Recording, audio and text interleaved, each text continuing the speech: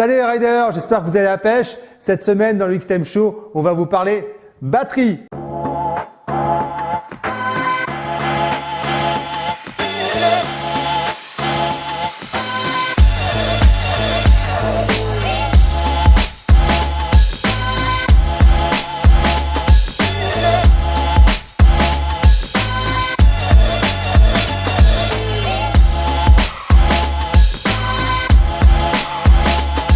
Sur Facebook, Yves Silva demande: peut-on remplacer une YTX12BS par une YTX14BS sans dommage pour le circuit de charge, et quel serait le véritable avantage? Merci Yves pour ta question. Oui, on peut remplacer une YTX12BS par une 14, enfin en gros sa batterie d'origine par une batterie un petit peu plus péchue. Ça peut être intéressant de faire ça soit sur certaines motos où la batterie d'origine est un peu sous-dimensionnée. On rencontrait ça sur certaines Triumph il y a quelques années, ou sur des gros monocylindres d'enduro qui ont une compression assez forte qui lessive un peu les batteries au démarrage. Alors quand on souhaite faire ça, il faut être attentif à deux choses sur la batterie. D'abord, il y a le CCA qui est une valeur numérique qui va caractériser la capacité de ta batterie à délivrer une quantité de courant sur un temps très court. Typiquement, c'est quand tu démarres le moteur de la moto, c'est là où la batterie est la plus sollicitée. Donc il te faut une valeur de CCA sur la nouvelle batterie qui soit au moins égale, voire supérieure. Évidemment, c'est un peu l'objectif à ta batterie d'origine. Et puis la deuxième caractéristique à laquelle il faut être attentif, c'est l'encombrement, puisque qui dit batterie un petit peu plus performante dit souvent batterie plus grosse, et les emplacements sur les motos pour loger la batterie sont vraiment dimensionnés au millimètre près. Donc il faut prévoir que tu peux avoir un peu d'ajustement à faire de ce point de vue-là. Et puis concernant la question sur le circuit de charge, entre une 12 et une 14, comme tu évoques, le gain en termes de caractéristiques électriques, ça va être de l'ordre de 15-20% peut-être maximum. Donc le circuit de charge de la moto, il va tenir le coup sans problème. Bien évidemment, si on passe d'une batterie qui a des valeurs de 1 et que tu passes à une batterie qui a des valeurs 2 fois plus élevées, là ça fera pas le coup. Sur Facebook, Aurélien Auré demande: les batteries lithium tiennent-elles vraiment mieux la charge l'hiver quand on roule peu? Merci pour ta question Aurélien. C'est vrai que c'est quelque chose qui revient souvent sur les batteries au lithium, une crainte un petit peu par rapport aux performances quand il fait froid. Alors pour moi ça c'est plus de l'ordre de l'a priori ou des idées reçues. C'est vrai qu'on constate de toute façon même sur des équipements du quotidien, votre téléphone portable qui marche avec une batterie au lithium, les petites batteries des gants chauffants par exemple, on constate évidemment que quand il fait froid, les batteries elles en prennent un petit peu un coup. C'est vrai pour le lithium, mais ce qu'il faut pas oublier en fait c'est que c'est vrai pour toutes les batteries. Une batterie classique, elle va aussi souffrir quand il fait moins 5, moins 10, voire plus. Mais ce qu'il faut garder en tête, c'est qu'en fait, si vous prenez une batterie lithium et une batterie au plomb à la même température, la batterie lithium souffre en réalité moins qu'une batterie équivalente au plomb. Pour vous donner un ordre d'idée, une batterie au lithium à moins 20 degrés, elle est à 80% de ses capacités, alors que son équivalent au plomb classique, elle va être à 50% de ses capacités. Donc le lithium tient quand même bien le coup en hiver, et surtout ce qu'il faut savoir, ça ceux qui utilisent du lithium se sont peut-être rendus compte, c'est qu'en fait ces batteries-là, quand il fait froid, vous pouvez les solliciter un petit peu avant, par exemple quand vous mettez le contact sur la moto avec le feu de croisement ou en faisant des petits coups de démarreur, ça les réchauffe et assez rapidement en fait elles retrouvent leur capacité nominale.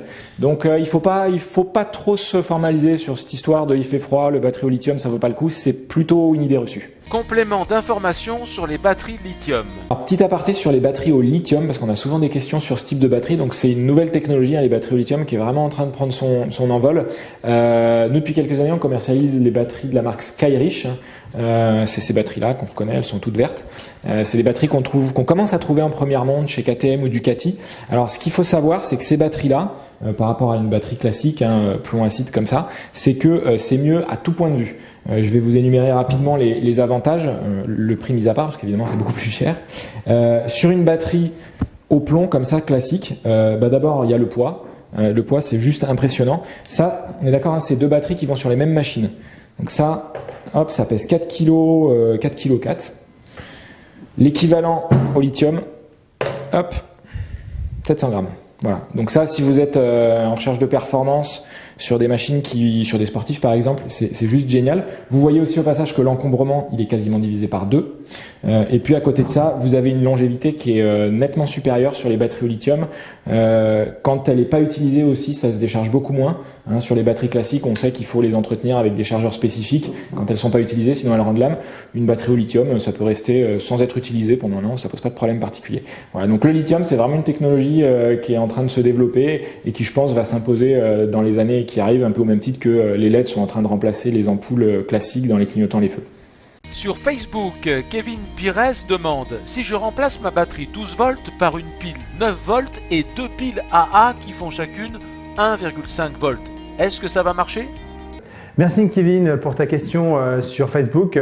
Donc le bricolage que tu proposes est sympathique, mais il permettra sûrement d'allumer tes feux ou d'allumer tes clignotants. Par contre, je doute que tu puisses effectivement démarrer ta moto avec. Mais bon, c'est assez fun comme bricolage. Sur Facebook, Paul Marius demande quelle est la meilleure solution pour conserver en état de marche une batterie avec entretien. Optimate sur la batterie encore sur la moto dans le garage à 4-5 degrés ou batterie dans la maison avec l'Optimate?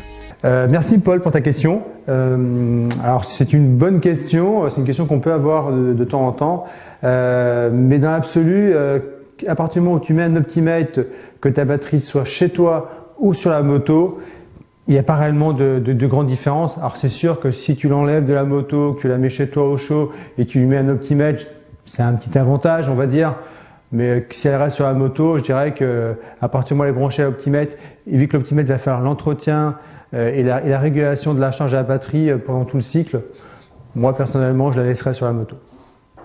Sur Facebook, Benjamin Leca demande y a-t-il un risque de laisser une batterie en charge 24 heures sur 24? Alors salut Benjamin, écoute, tu peux laisser ta batterie en charge 24 heures sur 24 à partir du moment où tu utilises un chargeur dit intelligent. C'est quoi un chargeur intelligent? C'est un chargeur qui va charger la batterie jusqu'à son niveau maximum. Dès qu'en fait elle a atteint son niveau maximum, elle se met en position, en étape entretien et donc elle ne charge plus la batterie.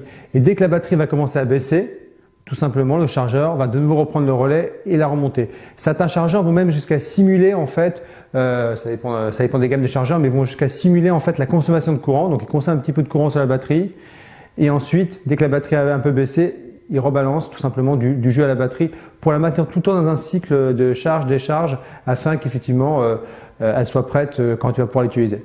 Donc tu peux la laisser 24 heures sur 24. Deuxième question de Benjamin, quelle est la meilleure batterie moto? Merci Benjamin pour ta nouvelle question. Écoute, je dirais que toute batterie confondue, la meilleure batterie, c'est sûrement les batteries lithium.